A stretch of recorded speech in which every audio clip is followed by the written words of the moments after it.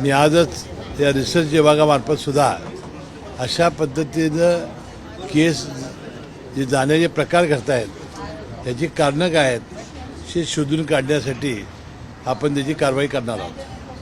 चला दुसरा प्रश्न. सर, पालकमंत्री पदाच्या संदर्भात अजून देखील निर्णय झालेला नाही. तो कधीपर्यंत होण्याची शक्यता आहे आणि कोल्हापूरचे पालकमंत्री पद यंदा देखील तुमच्याच पदरात पडेल? नाही, असं नाही. पालकमंत्री पद सोडण्यासाठी तिन्ही नेते मंडळी, मुख्यमंत्री आणि दोन्ही उपमुख्यमंत्र्यांनी जो फॉर्म्युला ठरला आहे त्याप्रमाणे होईल. आज संक्रांत, उद्या किंक्रांत आहे. या 2 दिवसात काही होणार नाही. नंतर लवकरात लवकर होईल, पण जो 26 जानेवारीपूर्वी होईल. सर, मुंबई महानगरपालिकेचा खरं विषय आहे. मुंबई महानगरपालिकेच्या अखत्यारीत येणारी सगळी 7 मोठी हॉस्पिटल आणि 20 पेरिफेरल हॉस्पिटलमध्ये औषधांचा पुरवठा करणाऱ्या ज्या कंपन्या होत्या त्या सगळ्यांनी हरताळ पुकारलेला आहे. कारण 160 कोटी रुपये मुंबई महानगरपालिकेनं थकवले आहे. त्यामुळे आज हॉस्पिटलमध्ये औषधं मिळत नाहीयेत. आज प्रसारमाध्यमामध्ये फार मोठ्या बातम्या आलेल्या आहेत. मला वाटतं याची योग्य दखल महानगरपालिकेचे अधिकारी घेतील. नगर विकास मंत्री म्हणून मला वाटतं एकनाथ शिंदे साहेब घेतील आणि तात्काळ याबद्दलची कारवाई होईल.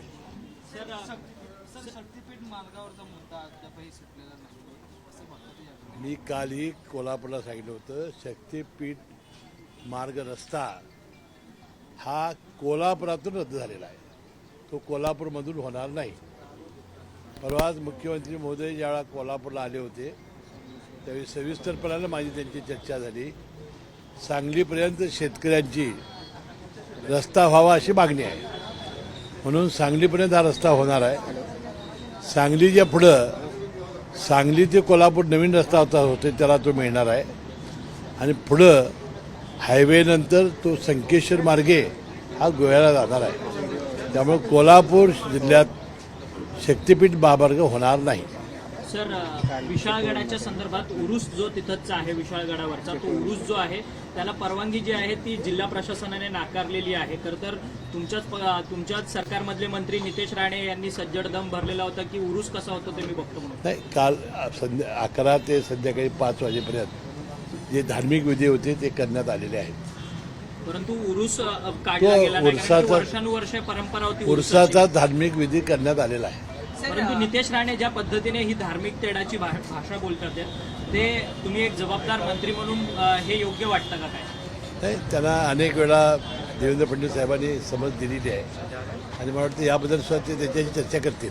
अब्दुल सत्तार जे मुस्लिम धर्माचे स्वतः आमदार आहेत, गेल्या अनेक वर्षांपासून सिल्लोड मतदारसंघातून निवडून येतात, त्यांनी खंत व्यक्त केली आहे की ज्यावेळेस निवडणुका होतात त्यावेळेस कुठेतरी धर्माचं जातीपातीचं राजकारण मोठं फोफावलेलं आहे. त्यामुळे पुढची येणारी निवडणूक आमदारकीची मी लढणार नाही असा त्यांच्याकडनं निर्णय घेणार. सिल्लोडमधून लढणार नाही असं ते म्हणतात. नाही, कारण धार्मिक तेढ आता निर्माण झालेलं आहे. ती मी काय बातमी वाचलेली नाही. त्यांच्या भावना काय, पण अनेक वेळा ते निवडून आलेले आहेत. ह्याच वेळा त्यांना असं का वाटावं मी त्यांच्याशी समजून घेईन, माहिती घेईन, मी त्यांना भेटेन आणि समजून घेण्याचा प्रयत्न करेन.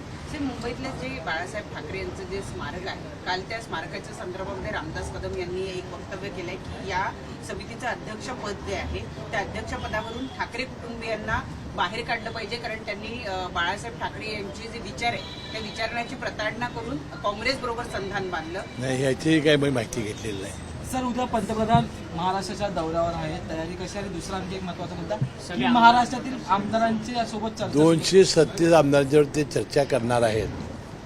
आता चर्चेचं स्वरूप काय आम्हाला माहिती नाही, पण उद्या आम्हाला उपस्थित राहण्याचं निमंत्रण आलेलं आहे. सर, वाल्मिक कराडच्या संदर्भातला प्रश्न आहे. आज त्यांची कोठडी संपते, पुन्हा त्यांना न्यायालयात हजर केलं जाणार आहे. परंतु बजरंग सोनावणे असतील, इतर लोकप्रतिनिधी, सुरेश धस, प्रकाश सोळंके, तुमच्या पक्षातले आमदार, हे सर्वच जण म्हणतात की धनंजय मुंडेंनी नैतिकता दाखवून स्वतःचा राजीनामा द्यावा. अनेक वेळा मुख्यमंत्री देवेंद्र फडणवीस साहेब, उपमुख्यमंत्री अजितदादा पवार यांनी वेळोवेळी याचा खुलासा केलेला आहे. जे याच्यामध्ये दोषी असतील त्यांच्यावर आम्ही कारवाई करू. तो किती मोठा माणूस असतील तर आम्ही सोडणार नाही. सर, लाडक्या बहिणींच्या संदर्भात तुम्ही एक वक्तव्य केलेलं होतं, त्या वक्तव्यावरती तुम्ही ठाम आहात का आणि काय मी वक्तव्य केलं होतं?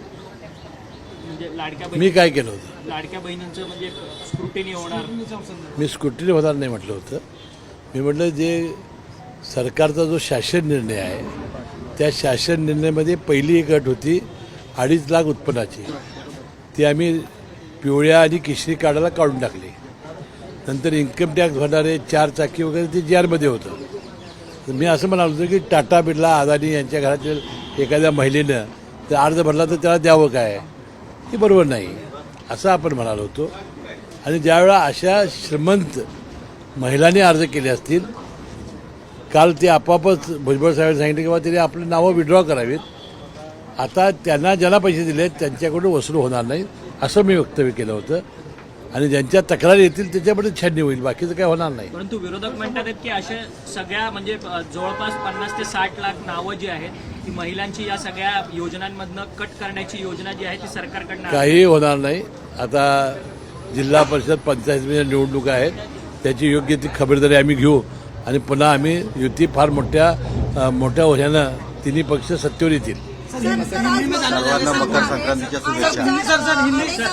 तिळगुळ देतात आणि गोड गोड बोलतात. राजकारणातली अशी कोणती व्यक्ती आहे ज्यांना तुम्ही तिळगुळ देऊन गोड गोड बोलतात? मी सगळ्यांना देणार आहे.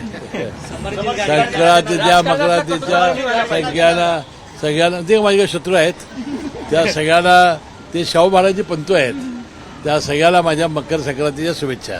हिंदी में जानना हिंदी में चाहेंगे. ये है हिंदी में साल के प्रधानमंत्री कल दौरे पर है.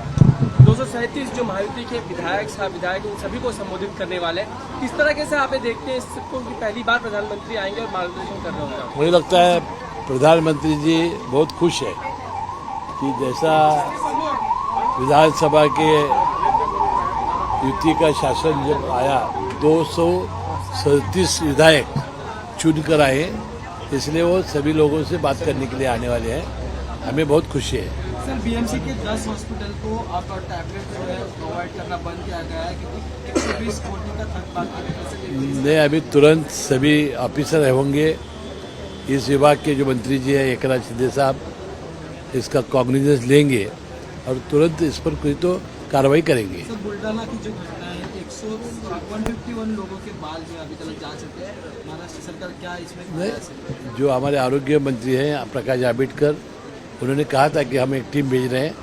और मुझे लगता है रिसर्च के नाते हमारा भी जो मेडिकल एजुकेशन जो विभाग है वो भी सख्त से सख्त इसकी इंक्वायरी करेगा. सर लोकल बॉडीज की जो चुनाव है उसको लेकर अभी से सभी पार्टियां ये सोचने लगी हैं कि अलग अलग चुनाव लड़ना चाहिए. बीजेपी ने भी कह दिया अपने कैडर्स को कि अकेले चुनाव लड़ने की तैयारी कीजिए. क्या एनसीपी भी उसके लिए तैयार है? अकेला लड़ना ज्यादा सही होगा? नहीं, क्या होता है कि एक वार्ड होता है और एक वार्ड में 2-2, 3-3 पार्टियों के प्रत्याशी होते हैं, तो फिर आप जो डिवीजन हो जाता है. तो ये बेहतर होता है कि दोनों अपनी अपनी पार्टी से लड़ेंगे, जो जीत कर आएगा वो युति में आएगा. सर ये सही फैसला हो सकता है अलग अलग लड़ना, क्योंकि लोगों की इच्छाएं ज्यादा होती हैं. वो निर्भर रहता है कि जो प्रत्याशी कितना पावरफुल है, और वो सब पावरफुल अपने होंगे तो डिवीजन हो जाता है और गिर जाते हैं. सर आप जिस तरह से आते हैं विशालगढ़ के पुरुष के ऊपर से ये सब समय बहुत सा कुछ राजकारण राजनीति होते चुकी है, किस तरह से देखते हैं इस सारी चीज़ों को? महाराष्ट्र में ये सब अभी शुरू होने लगा है. नहीं, उसके बारे में बोला ना मैं हिंदी में कि मैंने इसी के बारे में बोला कि वो जो धार्मिक कार्य था वो हो गया है. अभी उसकी कोई ये नहीं. अभी वो नीतीश राणे जी का जो बयान है उसके बारे में देवेंद्र फडणवीस साहब कोई तो बातचीत करेगी उनके साथ. सर इसी बयान पे आपके साथी वाले जो एमएलए हैं अब्दुल सत्तार जो वो बोल रहे हैं कि ऐसा पूरा राजकारण हो गया, इसलिए हमें अभी अगले टर्म से इलेक्शन राजनीति नहीं, वो बहुत बार चुनकर आए थे. अभी उन्होंने ऐसा क्यों कहा मैं उनको मिलकर पूछने वाला हूँ. तर समता परिषदेनं यावेळेला एक शेवटचा प्रश्न. समता परिषदेनं यावेळेला आपले उमेदवार उभं करण्याचा निर्णय घेतलाय स्थानिक स्वराज्य संस्थांना. ज्या पद्धतीनं भुजबळ थोडेसे नाराज दिसत आहेत त्या पार्श्वभूमीवर हा निर्णय घेतला. भुजबळ साहेब आमचे नेते आहेत.